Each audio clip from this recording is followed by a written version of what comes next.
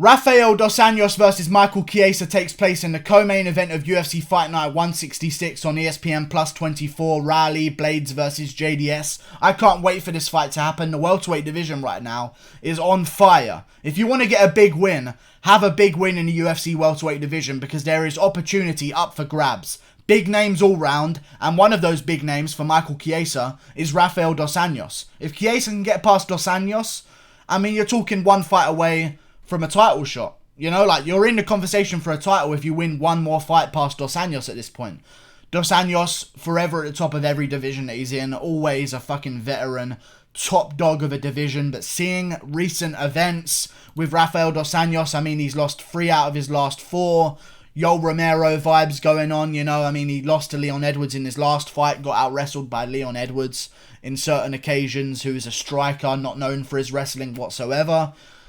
Beat Kevin Lee. Kevin Lee came in from up 155, so maybe that's some comparison that you can pull from Michael Chiesa, another 55er coming up, looking to do the same thing that some welterweights have done to Dos Anjos. The one difference is, before you say, Kevin Lee couldn't do it, so why would Michael Chiesa be able to? If Kevin Lee versus Dos Anjos was a 3-round fight, that could go either way. That was a close fight for those first 2 rounds especially. Dos Anjos started to coming back in the 3rd round, but you know, I feel like when it's a 3-round fight, Dos Anjos is always at a disadvantage because one of the big advantages that he has is the fact that the fights are 5 rounds. And he can maybe try and get rid of some of that strength advantage from these big wrestlers and start to put a volume on them in the later rounds like he did with Kevin Lee. And Kevin Lee found out the hard way. 4th round RDA is no slouch if you're not big enough to hold him down anymore. Michael Chiesa is not a 155er coming up to 170. Before you tell me he is. I know he was at 155 before, but Jesus fucking Christ. The man could most likely be the biggest welterweight in the division right now, apart from Kamaru Usman, because of course, Kamaru Usman is the biggest welterweight in the division right now. What do you know? He's the champion. Seems to mean a lot when you're a wrestler. If you got that size advantage on someone, you can make up for a lot of things. And Michael Chiesa, I feel like that's exactly what's going to happen here. He's a large man in the division. He's still in his prime. He wants to make a run for the title. I feel like if he loses this one, it'll be a little bit of a tough pill for him to swallow at this point in his career. 32 years of age. He really wants to start making a run for that title while he's still floating around his prime. And a big win over Rafael Dos Anjos would secure that for him. I think he is going to beat Rafael Dos Anjos. I really do. I think he's big enough to hold Dos Anjos down, and the fact that this is a 3-round fight really sways my opinion. Because if this was a 5-round fight, I don't see Chiesa finishing Dos Anjos, and I don't see Chiesa being able to hold Dos Anjos down in the 4th and 5th round. What I do see happening is Chiesa exerting all of his energy in the first 2 rounds to make sure he holds Dos Anjos down enough to win the first 2 rounds and then just survive the 3rd. And I think he's going to be able to survive the 3rd. I really do, because at welterweight, Dos Anjos' finishing ability isn't the best in the world. I mean, since coming to the division, he has 2 submission wins and 2 finishes in the division, both by the same submission. Arm triangle choke on Kevin Lee and Neil Magny. I don't think Chiesa's going to fall for that, and I feel like right now in Dos Anjos' career, we're starting to see a bit of a fade. We're starting to see a little bit of a decline. It's been a long time since Dos Anjos has lost a few in a row. Comes back up to welterweight, looks like a new man. Everyone's singing his praises. He gets mentioned on JRE by Joe Rogan, which means that now he's the best in the division, basically what that means. If Joe Rogan mentions you on your podcast, the hype that you get behind you is fucking ridiculous. He runs into Colby Covington, destroys him with a very easy style to beat Rafael Dos Anjos. The same way Khabib Nurmagomedov beat him. Stay on him, keep him against the cage, don't let him get his own way, and take him down over and over again, and be the bully. What does Kamaru Usman do? Oh, Colby Covington just did this to him. I'm going to do this to him. I've got a longer training camp. I was supposed to be... No, never mind, he wasn't supposed to be fighting someone else, but Kamaru Usman had a longer training camp than Colby, and just said, you know what? I'm going to do exactly what Colby did. And just did it, but did it more impressively. And Dos Anjos, you could see it in his face. Fuck me, the same style again. What am I going to do about this? Then you give him Kevin Lee. And I thought we were in for a bit of a trend. Another wrestler looking to hold Dos Anjos down. I didn't take into consideration the 5 rounds. If it was a 3-round fight, I would have been correct in my prediction. I was not.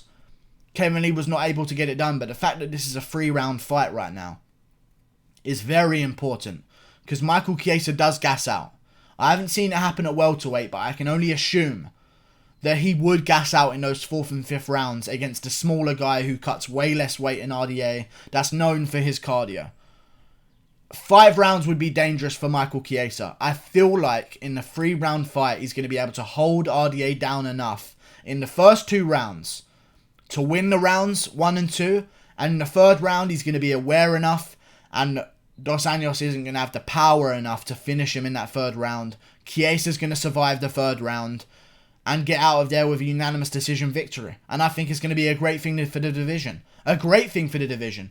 I think it would be. Amazing. A new face right in the top of the division right now at welterweight with everything that's going on. Jesus, what a better place to be.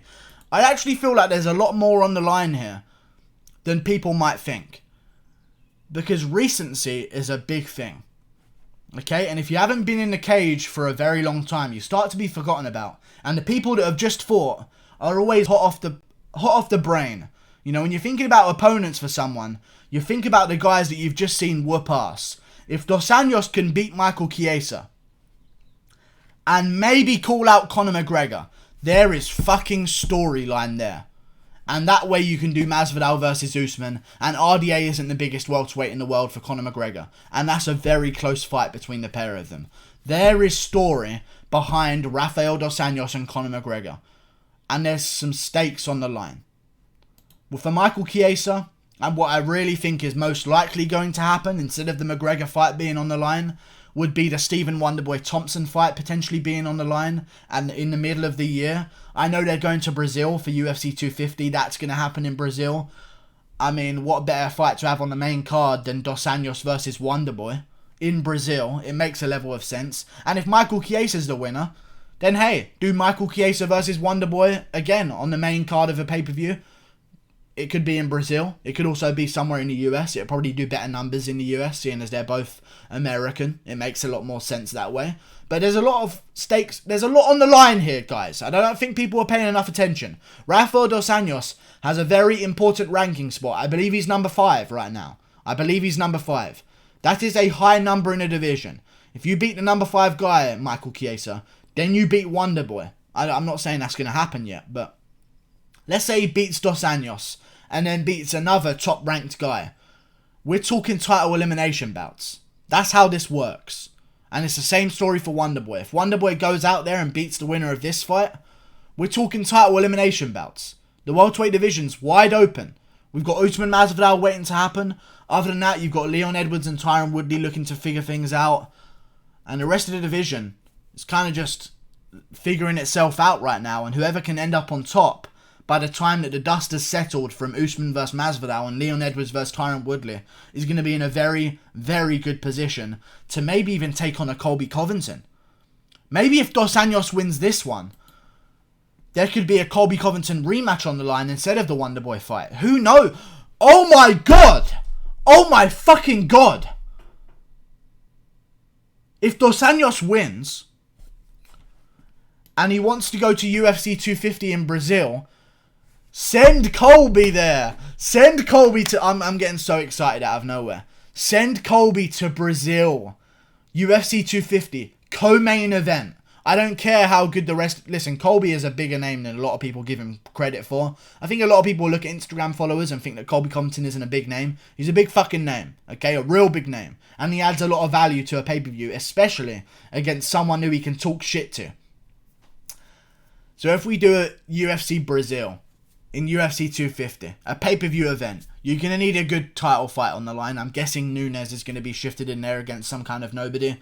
Who knows what's going to happen. But in a co-main event, Rafael Dos Anjos versus Colby Covington. Ooh, that would be interesting to have in Brazil. It would be a great storyline.